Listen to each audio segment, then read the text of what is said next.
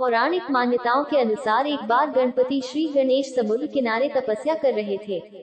उसी समय समुद्र किनारे धर्मात्मज कन्या तुलसी अपने विवाह की कामना लिए योग्य वर की तलाश में देशाटन करते हुए वहां पहुंची। उसने देखा कि श्री गणेश रत्नजड़ित सिंहासन पर बैठकर तपस्या कर रहे हैं। उनके गले में चंदन समेत विभिन्न प्रकार के रत्नों से जड़ित हार सुशोभित हो रहे थे, जिसमें उनकी छवि बेहद आकर्षक एवं मनमोहक लग रही थी। गणेश जी की मनमोहक एवं नयनाभिराम छवि को देखकर तुलसी का मन उनकी ओर आकर्षित हो गया और वह श्री गणेश से विवाह के सपने संजोने लगी। फिर वह तरह तरह की भाव भंगिमाओं के द्वारा श्री गणेश को तपस्या से जगाने की कोशिश करने लगी। कुछ समय पश्चात तुलसी ने गणेश जी को तपस्या से जगाने में सफल हो गई और उनकी आंख खुलते ही तुलसी ने श्री गणेश के समक्ष विवाह का प्रस्ताव रख दिया। तपस्या भंग होने से गणेश जी अत्यंत क्रोध में आ गए और उन्होंने तुलसी के विवाह प्रस्ताव को ठुकरा दिया। इसके बाद भगवान श्री गणेश ने तुलसी द्वारा उनकी तपस्या भंग करने को अशुभ बताया और कहा, हे देवी, आपने मुझे मेरी तपस्या से घोर पाप किया है। मेरे प्रति जो आपके मन में प्रेम पुष्प खिले हैं, वो बिल्कुल निराधार हैं।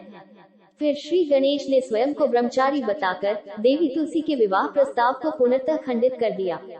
श्री गणेश द्वारा अपने विवाह प्रस्ताव को अस्वीकार कर देने से देवी तुलसी बहुत दुखी हुई और आवेश में आकर उन्होंने श्री गणेश से कहा कि हे श्री गणेश, जिस तरह आपने ब्रह्मचर्य का हवाला देकर मेरे पवित्र प्रेम एवं विवाह प्रस्ताव को अस्वीकार कर दिया है तथा सांसारिक जिम्मेदारियों से भागना चाह रहे हैं, इसलिए मैं आपको श्राप देती हूँ कि आपके एक नहीं दो विवाह होंगे। तुलसी के श्राप देने के बाद श्री गणेश और अधिक क्रोधित हो गए।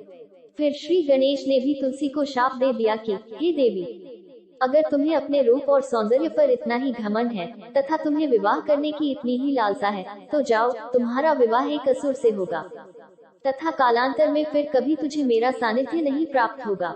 एक राक्षस की पत्नी होने का शाप सुनकर तुलसी अपनी गलती का एहसास हो गया तथा उसने श्री गणेश से माफी मांगी। तब श्री गणेश ने तुलसी से कहा कि हे देवी, मेरा श्राप कभी विफल नहीं हो सकता, इसलिए तुम्हारा विवाह शंखचूड़ नामक राक्षस से होगा। किंतु मैं तुम्हें वरदान देता हूँ कि तुम सदा भगवान विष्णु और श्री कृष्ण की प्रिय रहोगी तथा इसके साथ ही कलयुग में जगत के लिए जीवन और मोक्ष देने वाली होंगी। बाद में तुलसी का विवाह शंखचूड़ अर्थात जलंधर नामक असुर से हो गया। फिर कुछ समय बाद जब श्री विष्णु ने जलंधर के अत्याचार से संसार को मुक्त करने के लिए उसे मारने के लिए लीला रची। इस लीला में श्री विष्णु के स्पर्श से उसका सतीत्व भंग हो गया और वह सती हो गई। उसी समय उस स्थान से एक पवित्र पौधा उत्पन्न हुआ जिसे विष्णु ने अमर होने का आशीर्वाद दिया। तब से ही भगवान गणेश जी की पूजा में तुलसी वर्जित मानी जाती है, अर्थात भगवान श्री गणेश को तुलसी नहीं चढ़ाई जाती है। अगर आपको ये जानकारी अच्छी और रोचक लगी हो तथा आपने अभी तक मेरे चैनल काव्य कोमल को लाइक एवं सब्सक्राइब नहीं किया हो, तो प्लीज इस चैनल को लाइक एवं सब्सक्राइब करें। आपके सकारात्मक प्रोत्साहन से ही हम और बेहतर एवं रोचक जानकारी आपके समक्ष लेकर उपस्थित होंगे। धन्यवाद।